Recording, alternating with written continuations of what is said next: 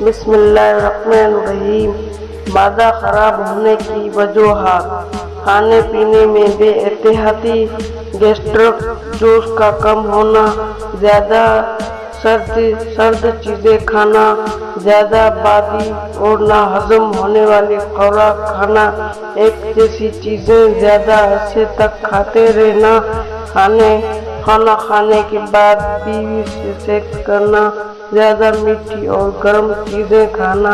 اس کے علاوہ آج کل کولڈ ڈرنک پینے کا بہت رجحان ہے، جو کہ سخت غلطی ہے، معدہ برباد کرنے والی بات ہے۔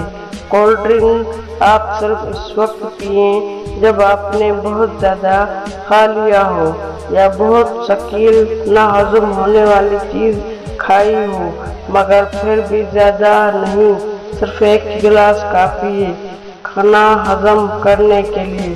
چینل کو سبسکرائب نہیں کیا تو سبسکرائب کیجیے، بیل آئیکن پر کلک کیجیے تاکہ آنے والی ایسی ویڈیو آپ تک پہنچا سکے۔ اللہ حافظ۔